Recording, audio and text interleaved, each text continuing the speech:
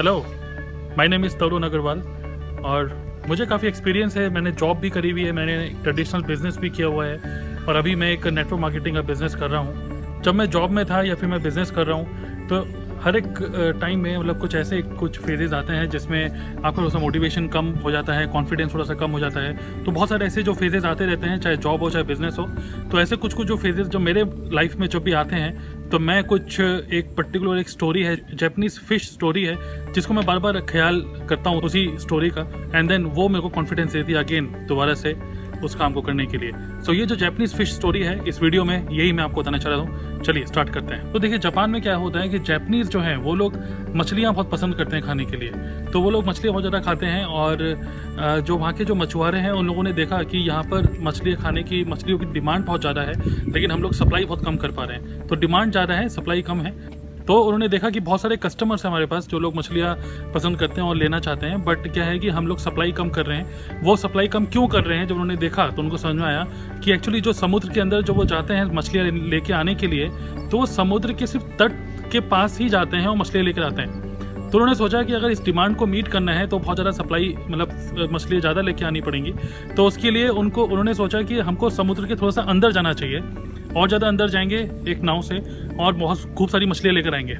तो उन्होंने बिल्कुल सही सोचा और पहला उन्होंने सोचा कि चलो अंदर चलते हैं। तो उन्होंने एक अच्छी बड़ी नाव ली और उस नाव से वो काफ़ी अंदर गए और खूब सारी मछलियाँ लेकर आए। और जैसे ही उन्होंने वो सारी मछलियाँ जो फिश मार्केट जो होता है, जैसे ही उन्होंने सारी मछलियाँ गिराई, ठीक है, तो जितनी भी वो जो जैपनीज कस्टमर थे वो इतने ज़्यादा इंटेलिजेंट कस्टमर्स हैं वो लोग कि वो लोग सिर्फ मछलियाँ सूंघ के ही बता देते हैं कि ये मछली ताज़ी है या फिर बासी। तो ये जो मछलियाँ जो वो काफ़ी अंदर समुद्र के अंदर से लेकर आए थे, वो सिर्फ सूंघ के उन्होंने वो पहचान लेते थे कि ये बासी मछली है, इस मछली में वो बात नहीं है। ओके, सो मछुआरों ने देखा कि यार हमने सब कुछ ठीक करा, हम लोगों ने सप्लाई भी अच्छी कर दी। तो उन्होंने सोचा कि अब इस प्रॉब्लम का कैसे सॉल्यूशन निकाला जाए। तो उन्होंने फिर सोचा कि क्यों ना हम एक काम करें कि जब हम अपनी नाव लेके अंदर जाएंगे तो क्यों ना उसमें एक टब रखें, एक बड़ा सा एक टब रखें जिसमें पानी भर के रख लेंगे, सारी मछलियाँ निकालेंगे, उस टब में डाल देंगे और वो फिर जो हमारे कस्टमर्स हैं, कस्टमर्स के सामने में वो टब को गिरा देंगे और तड़पती भी मछलियाँ जब होंगी तो उनको अच्छा लगेगा, वो खरीद लेंगे। तो उन्होंने ऐसे ही किया, समुद्र के अंदर गए, मछलियाँ उठाई, टब के अंदर सारी मछलियाँ डाली और फिर वो वापस लेकर आए फिश मार्केट में बेचने के लिए। और जब वो टब पूरा उन्होंने गिराया और फिर जब तड़पती भी मछलियाँ थीं, तो जो जैपनीज कस्टमर थे उन्होंने फिर से मछलियों को उठाया और फिर उस मछलियों को सूंघा और फिर से उन कस्टमर ने बोला कि इन मछलियों में भी वो बात नहीं है। तो फिर मछुआरों ने सोचा कि हम सब कुछ ठीक कर रहे हैं, हम लोग खूब सारी डिमांड को मीट करने के लिए हम लोग खूब सारा मछलियाँ भी लेकर आए, पानी में लेकर आए कि वो जिंदा रहें और उनके सामने तड़पता हुआ हमने छोड़ा। तो फिर भी ये जैपनीज कस्टमर है वो क्यों नहीं ले रहे हैं इसको। फिर उन्होंने सोचा हम सब कुछ ठीक कर रहे हैं बट फिर भी प्रॉब्लम कहाँ है। फिर उनकी एक मीटिंग बैठी मछुआरों की। फिर एक किसी बहुत ही समझदार मछुआरे ने उनको बोला कि जो ये पानी का टब जो लेके जाते हो आप अंदर, जो पानी का जो टैंक लेके जाते हो अपनी बोट के अंदर, जब आप अगली बार जब मछली लेकर आओ तो उस पानी के जो टैंक है उसके अंदर एक छोटी शार्क भी छोड़ दो। तो वो अगली बार गए, खूब सारी मछलियों को टैंक में डाला और फिर वो जब और एक छोटी सी शार्क भी इसके अंदर डाल दी। और जब वो वापस आए तो खूब सारी मछलियाँ शार्क खा चुकी थी बट काफ़ी सारी जो मछलियाँ रह गई थी। जब उन्होंने गिराया अपने कस्टमर्स के सामने और कस्टमर ने जब उसको सूंघा और फिर तब उन्होंने उनको बोला कि यही है, यही हमें चाहिए था, ठीक है ना, यही मछलियाँ चाहिए थी। तो जितनी भी वो मछलियाँ थी वो तुरंत की तुरंत बिक गई और अच्छे दामों में बिकी। अब देखिए ये वाली मछलियाँ क्यों एकदम से बिक गई, क्योंकि वो जो टैंक था जिसके अंदर शार्क थी छोटी सी, वहाँ पर क्या हुआ था कि जितनी भी बाकी जो मछलियाँ बच गई थी जो शार्क ने नहीं खाई थी, वो मछलियाँ क्या थी अपनी जान बचाने के लिए इधर उधर भाग रही थी। जब वो उस टैंक के अंदर थी उस शार्क से, तो जो वो इधर उधर भाग रही थी अपनी जान बचाने के लिए, उनके अंदर तेज था।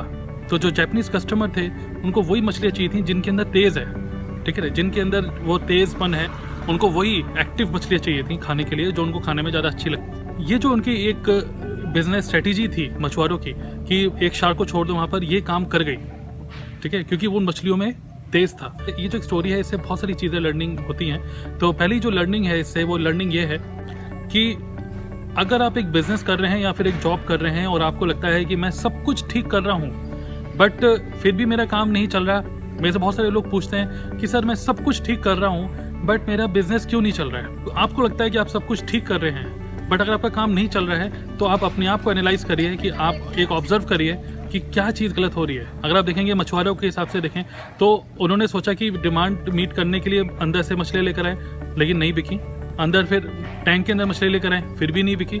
जब उसके अंदर एक शार्क छोड़ी तो उसके बाद वो बिक गई, क्योंकि मछलियों के अंदर तेज़ आ गया था, जान बचाने के लिए भाग रही थी। तो अगर वो पहले सोचते हैं कि हम सब कुछ ठीक कर रहे हैं बट यह पता नहीं क्यों नहीं चल रहा, तो कुछ नहीं चलता।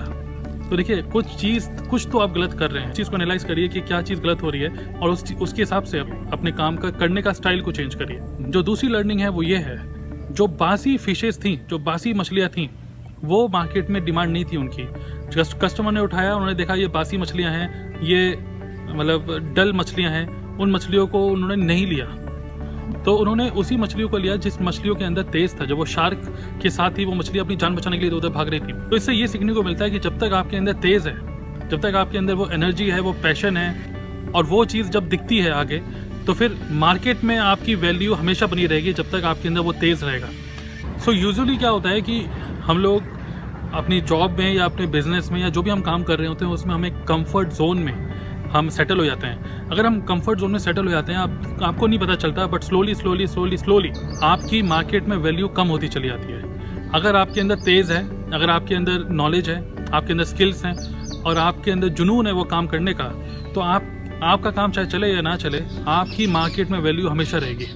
ओके, कंफर्ट जोन में जो मछलियाँ चली गई थी, आराम से जो तैर रही थी, उन मछलियों की मार्केट में कोई डिमांड नहीं है। आपकी मार्केट में बिल्कुल कोई डिमांड नहीं होगी अगर आपके अंदर वो तेज़ ही खत्म हो जाए। तो आप चाहे कुछ भी काम कर रहे हो, हमेशा अपने कंफर्ट जोन से बाहर निकलने की कोशिश करिए। डेली कुछ ऐसा कुछ नया करिए जिससे कि आपके अंदर वो एक्साइटमेंट रहे। कुछ रिस्की काम करिए, मतलब सोच समझ के, जिससे कि आपके अंदर वो तेज़ हमेशा बना रहे। तो इससे दो चीज़ें सीखने को मिली। एक तो ये है कि आपकी मार्केट में डिमांड तभी रहेगी जब आपके अंदर वो तेज़ रहेगा। अपने अंदर का वो जो तेज़ है उसको आप कभी ख़त्म मत करिए। और दूसरी चीज़ सीखने को ये मिलती है, अगर आपका जो भी आप काम कर रहे हैं आपको लगता है कि वो नहीं चल रहा, रादर देन ये सोचना है कि यार उस चीज़ से परेशान होना, आप परेशान ना होके आप ये एनालाइज करिए, ऑब्जर्व करिए कि क्या चीज़ ऐसी करें जिससे कि हमारा काम ठीक हो। ओके, उससे परेशान मत होइए, बट कुछ तो आप गलत कर रहे हैं, उसको ठीक करिए। तो ये जो स्टोरी है, ये स्टोरी मुझे बहुत ही अच्छी लगती है। ये स्टोरी बार बार मैं अपने आप को बोलता हूँ। So thank you very much. ज़रूर इस चैनल को सब्सक्राइब करिए। Thank you.